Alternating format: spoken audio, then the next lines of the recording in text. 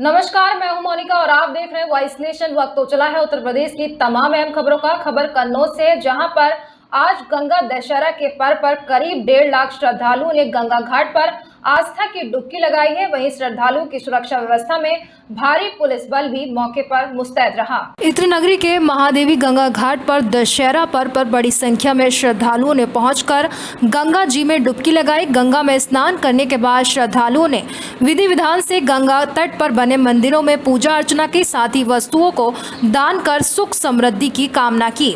बता दें कि कन्नौज के अलावा हरदोई, औरैया, कानपुर देहात, हमीरपुर, बांदा समेत आसपास के कई जनपदों से श्रद्धालु गंगा स्नान के लिए पहुंचते हैं।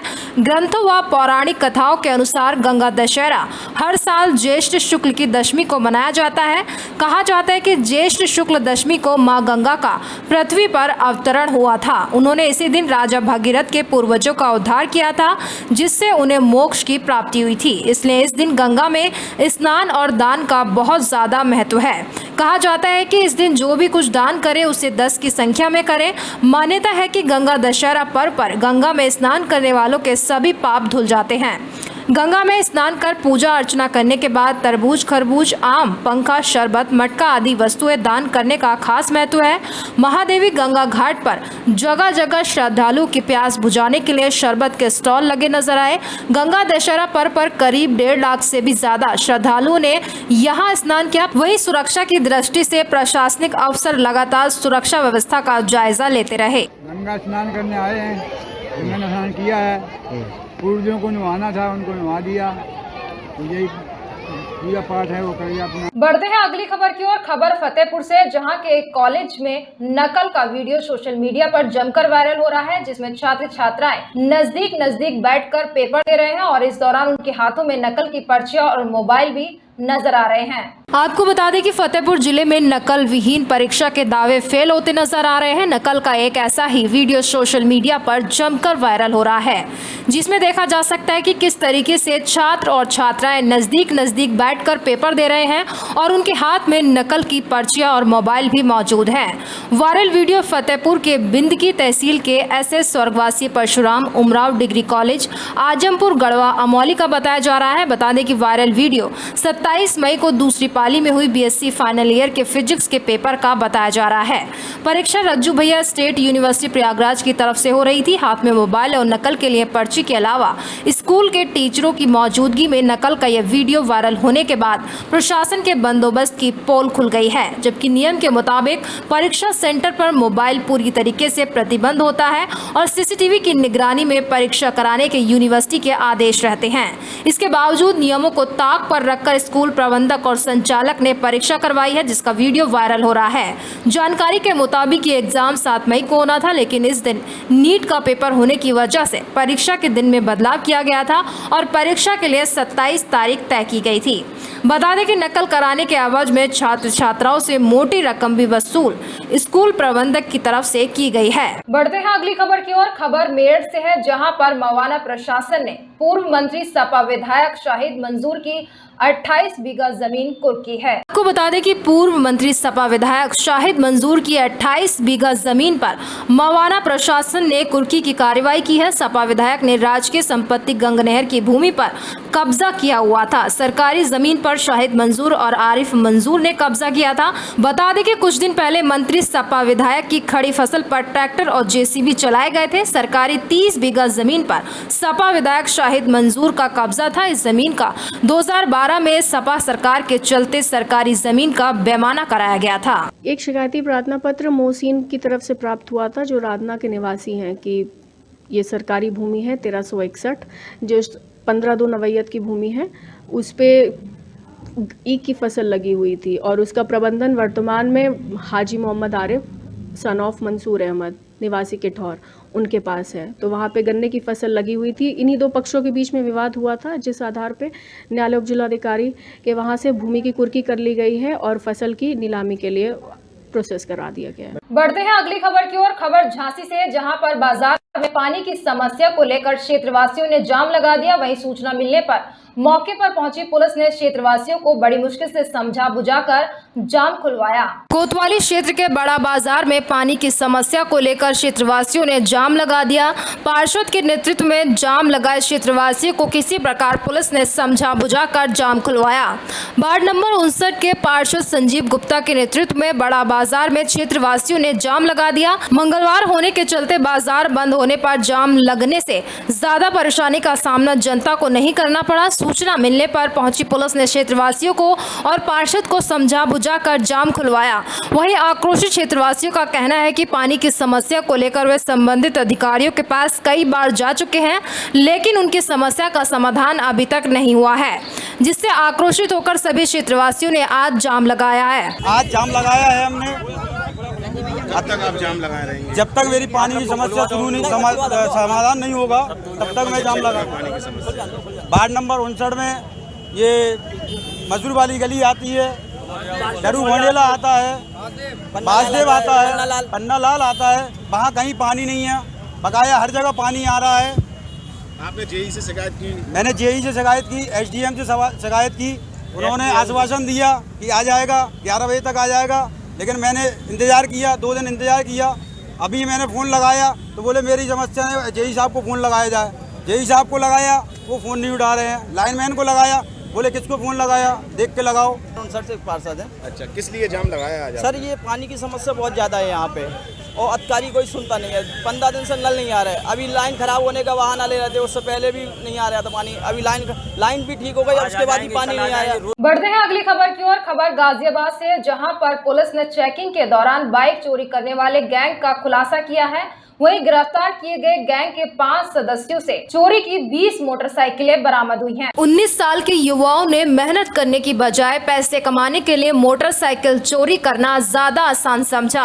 इस गैंग के 5 लोगों के कब्जे से 20 मोटरसाइकिल बरामद हुई है। खास बात यह है कि इनका मुख्य टारगेट स्प्लेंडर बाइक रहती है, क्योंकि उसका इंजन हर किसी बाइक में लग जाता है। इसके अलावा चोरी की गई बाइक ये दूर दराज देहात क्षेत्र में बेचते थे। पुलिस गिरफ्त में खड़े ये 5 युवा हैं जो पल भर में ही किसी भी बाइक का लॉक तोड़कर उसे लेकर फरार हो जाते थे। आप सोचकर हैरानी में पड़ जाएंगे कि पकड़े गए इन 5 लोगों में 2 की उम्र तो महज 19 साल की है, जबकि 3 की उम्र 21 वर्ष है। पढ़ने लिखने और खेलने कूदने की उम्र में ये लोग बाइक चोरी जैसी घटनाओं को अंजाम देने लगे। पुलिस गिरफ्त में पकड़े गए आरोपित, जिनके नाम विशाल, पवन, प्रभु, विनय और मोहित है, पुलिस ने इनके कब्जे से चोरी की गई 20 बाइक बरामद की है। पुलिस की माने तो अपने शौक पूरा करने के लिए ये बाइक चुराया करते थे और फिर दूर दराज ग्रामीण क्षेत्रों में उसे बेच देते थे। बामुश्किल 4 से 5 हजार में ये बाइक बेचते थे। देखिए, थाना क्रॉसिंग रिपब्लिक की टीम ने काफ़ी अच्छा गुड वर्क किया है। कुल 5 अभियुक्तों की गिरफ्तारी चेकिंग के दौरान इन्होंने की है, जो कि 2 बाइकों पर सवार थे। सभी नए उम्र के लड़के हैं और इन लोगों को जब गिरफ्तार किया गया है तो इन दोनों बाइकों पर सवार इन 5 लोगों से 18 अन्य मोटरसाइकिलें बरामद हुई हैं। कुल 20 मोटरसाइकिलें बरामद हुई हैं चोरी की, जिसमें से बहुत सारी घटनाओं से कनेक्ट भी हैं। कुछ क्रॉसिंग रिपब्लिक में चोरी की मोटरसाइकिल मिली है, कोई नोएडा की है, एक आध मोटरसाइकिल पानीपत, कोतवाली, कविनगर और कुछ दिल्ली की भी है। तो इस तरह से करके कुल 20 मोटरसाइकिलें बरामद हुई हैं, जिसमें 14 जो है स्प्लेंडर मोटरसाइकिलें ज़्यादातर है, और इसमें ये यहाँ से लेके कासगंज की तरफ भी बेच देते थे। और इसमें जो 5 अभियुक्त गिरफ्तार हुए हैं उनकी उम्र 19 साल, 20 साल, 21 साल इस तरह से है। सभी नई उम्र के लड़के हैं। इसमें सिर्फ एक लड़का जो है उसका आपराधिक इतिहास पाया गया है, बाकी अन्य जानकारी की जा रही है। अभी भी प्रयास जारी है और ये प्रयत्न जारी है और अभी भी इसमें विवेचना में अन्य चीजें प्रकाश में आई। बढ़ते हैं अगली खबर की ओर। खबर गाजियाबाद से, जहां पर मुख्य चिकित्सा अधिकारी ने 50 शैय्या युक्त संयुक्त चिकित्सालय का निरीक्षण किया है। इस दौरान साफ सफाई की व्यवस्था को लेकर उन्होंने कर्मचारियों को भी निर्देश दिए। बता दें कि गाजियाबाद के लोनी में 50 शैय्या युक्त संयुक्त चिकित्सालय में अचानक निरीक्षण करने पहुंचे सीएमओ गाजियाबाद, जिससे वहां पर उपस्थित डॉक्टरों में हड़कंप मच गया। निरीक्षण में उन्होंने स्टाफ को साफ सफाई की व्यवस्था दुरुस्त करने के निर्देश दिए। मुख्य चिकित्सा अधिकारी ने यहां पर ऑक्सीजन युक्त बेड को देखा, वहीं सीसीटीवी के बारे में भी जानकारी ली। साथ ही वहां के स्टाफ से साफ सफाई का विशेष रूप से ध्यान रखने के लिए कहा। वहीं अस्पताल में पहुंचकर इमरजेंसी सुविधा भी शुरू कराई गई। सर, आज अस्पताल का निरीक्षण किया आपने, क्या कहेंगे आप? मैं इसमें सेवा गुप्त निरीक्षण के लिए आया था। कि अस्पताल में और क्या क्या कमियाँ हैं, कितने स्टाफ की जरूरत पड़ेगी, क्योंकि अब हॉस्पिटल शुरू हो गया है, हम क्या काम कर रहे हैं तो हमें और पैरामेडिकल स्टाफ की जरूरत है, सफाई कर्मचारियों की व्यवस्था है, और अस्पताल के अंदर CCTV के लिए भी देखना था कि कहाँ का CCTV की व्यवस्था कराएंगे, जिससे कि अस्पताल के लिए व्यवस्था की और व्यवस्था की। सर बात की जाए क्या क्या खामियां और देखने को मिली हैं? खामियाँ नहीं, अभी जितना है इसमें सुधार की व्यवस्था बनी रहती है जी। अभी आप देख रहे हो ना, हमें इसके लिए 24 घंटे हमने इन्वर्टर्स लगाए हुए हैं, लाइट की भी व्यवस्थाएं करानी है जी। और डॉक्टर्स जो हैं OT शुरू हो तो OT में भी उनके जो स्टाफ की कब तक पूर्ति हो जाएगी यहाँ पर? ये बहुत जल्दी उनको आज निर्देश दे दिए, वो चाहते हैं 1-2 दिन में। बढ़ते हैं अगली खबर की ओर। खबर गाजियाबाद से है, जहां पर पुलिस ने लूट के 5 मोबाइल, घटना में प्रयुक्त 2 बाइकों सहित 4 लुटेरों को गिरफ्तार किया है। गाजियाबाद में थाना साहिबाबाद पुलिस ने एक ऐसे गिरोह का भांडाफोड़ किया है जो बाइकों पर घूमकर मोबाइल लूट की वारदातों को अंजाम देता था। आज पुलिस ने करहेड़ा कट थाना शाहबाद क्षेत्र में चेकिंग के दौरान मुखबिर की सूचना पर राह चलते लोगों से मोबाइल लूट करने वाले 4 शातिर लुटेरों को गिरफ्तार किया है। मामले में जानकारी देते हुए ACP साहिबाबाद भास्कर वर्मा द्वारा बताया गया कि गिरफ्तार किए गए लुटेरे शातिर किस्म के अपराधी हैं, जो कि राह चलते लोगों से मोबाइल आदि लूट लिया करते थे और अपने साथियों को भेज दिया करते थे, और ये लोग अन्य स्थानों पर जाकर इन मोबाइलों को बेच दिया करते थे, जिन्हें आप गिरफ्तार कर लिया गया है और इनके विरुद्ध अग्रिम विधिक कार्रवाई अमल में लाई जा रही है। आज दिन में करीब 12 बजे करड़ा कट के पास से पुलिस को सूचना मिली कि कुछ मोबाइल स्नैचर वहाँ मौजूद हैं। इस सूचना पर पुलिस द्वारा मौके पर पहुंचकर 4 लोगों को पकड़ा गया, जिनमें साहिल, अकलीम, साबेज और महबूब। साहिल कसौंडा का रहने वाला तथा अन्य 3 जो है शहीद नगर के रहने वाले हैं।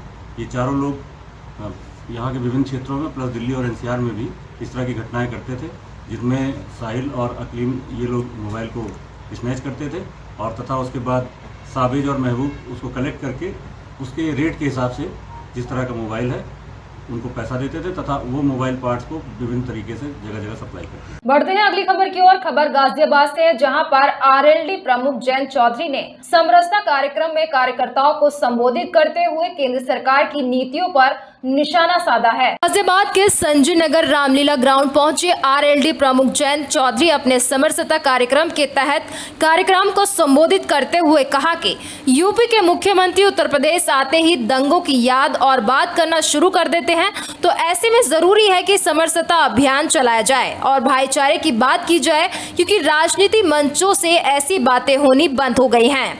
वहीं धरने से उठा दिए गए पहलवानों का समर्थन करते हुए दिल्ली पुलिस की कार्रवाई को गलत बताते हुए उन्होंने कहा कि हर एक को अपनी बात कहने का अधिकार है, उन्हें अपनी बात कहने दी जानी चाहिए। पहलवान बेटियां देश की बच्ची हैं और उनका हक बताएं, उन्हें न्याय दिलाया जाए। आरोपी को सरकार का पूरा समर्थन है, क्योंकि एंटीसिपेटरी वेल तक जाने के लिए उन्होंने अप्लाई नहीं किया। धरने पर बैठी पहलवान हमारी बहनें हैं, उनके साथ गलत हुआ है। आरोपी पर सुप्रीम कोर्ट के आदेश पर FIR दर्ज हुई, लेकिन कार्रवाई नहीं हुई। साथ ही नए संसद भवन और सेंट्रल विस्टा प्रोजेक्ट की योजना पर भी जयंत चौधरी सवाल खड़े करते नजर आए। उन्होंने कहा कि ना ही विपक्ष के किसी प्रतिनिधि और सांसद ने नए संसद भवन की मांग की थी और ना ही लोगों ने मन की बात में नए संसद भवन को मांगा था।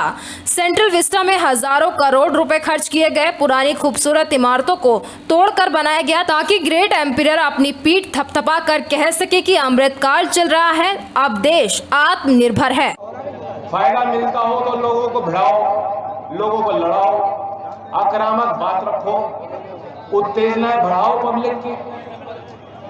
यहाँ तक कि हमारे सूबे के मुख्यमंत्री भी पश्चिम उत्तर प्रदेश में पांव नहीं रखते जमीन पर और दंगे की बात और दंगे की याद करना शुरू कर देते। इसलिए हमने सोचा कि समरसता अभियान चलाएं, भाईचारे की बात करें। राजनीतिक मंचों से बातें होनी समाप्त सी हो गई। बढ़ते हैं अगली खबर की ओर। खबर उत्तर प्रदेश के बलिया से है, जहां पर यूपी सरकार के अल्पसंख्यक मंत्री का जन्मदिन उनके कार्यकर्ताओं ने केक काटकर धूमधाम से मनाया। इस दौरान उन्होंने समाजवादी पार्टी पर जमकर हमला बोला है। खबर यूपी के बलिया से है, जहां बलिया में यूपी सरकार के अल्पसंख्यक मंत्री दानिश आजाद अंसारी का जन्मदिन उनके कार्यकर्ताओं के द्वारा केक काटकर धूमधाम से मनाया गया। वहीं अपने जन्मदिन को लेकर यूपी के मंत्री ने कहा कि जन्मदिन एक विशेष दिन होता है। हम लोग प्रधानमंत्री के नेतृत्व में, मुख्यमंत्री के नेतृत्व में समाज की सेवा करने के लिए हमेशा तत्पर रहते हैं। आज मेरे भाइयों ने और कार्यकर्ताओं ने मुझे आशीर्वाद दिया है। वहीं समाजवादी पार्टी पर उन्होंने कहा कि जब उत्तर प्रदेश में समाजवादी पार्टी का राज था और जिन नेता की बात आप कर रहे हैं वही मुख्यमंत्री थे, तब यूपी के थाने उत्तर प्रदेश के गुंडे और अपराधी चलाया करते थे और ये पूरा प्रदेश गुंडे माफिया अपराधियों का अड्डा बन चुका था। 2017 के बाद योगी सरकार ने पूरे उत्तर प्रदेश में जीरो टॉलरेंस अपराध के प्रति काम किया है। आज उत्तर प्रदेश कानून व्यवस्था के लिए जाना जाता है। समाजवादी पार्टी के नेता हताश है, बेरोजगार है और हताश नेता इस प्रकार की बातें करते हैं। जनता की अदालत में जनता का फैसला सर्वमान्य होता है। देखिए, जन्मदिन आज है, एक विशेष दिन होता है, लेकिन हम लोग लगातार प्रधानमंत्री जी के नेतृत्व में, हमारे मुख्यमंत्री जी के नेतृत्व में समाज की सेवा करने के लिए लगातार तत्पर हैं। आज देख सकते हैं जितने भी हमारे वरिष्ठ जनों ने, हमारे सहयोगों ने, संगठन के कार्यकर्ताओं ने, भाइयों ने और मंत्रिमंडल के हमारे तमाम हमारे वरिष्ठ जनों ने, सबने मुझे आशीर्वाद दिया और मैं पूरे यकीन के साथ आप सबको विश्वास दिलाता हूँ कि हम समाज की सेवा के लिए, जो हमारे प्रधानमंत्री जी का, मुख्यमंत्री जी का जो मुहिम है, उस सेवा के लिए पूरी तत्परता से काम करें। फिलहाल इस वक्त की खबरों में इतना ही। तमाम देश दुनिया की खबरों से रूबरू होने के लिए बने रहिए वॉइस नेशन के साथ। अभी दीजिए इजाजत, नमस्कार। अगर आपको खबर पसंद आती है तो खबर को लाइक करें, कमेंट करें, चैनल को सब्सक्राइब करें और खबर को शेयर करना ना भूलें।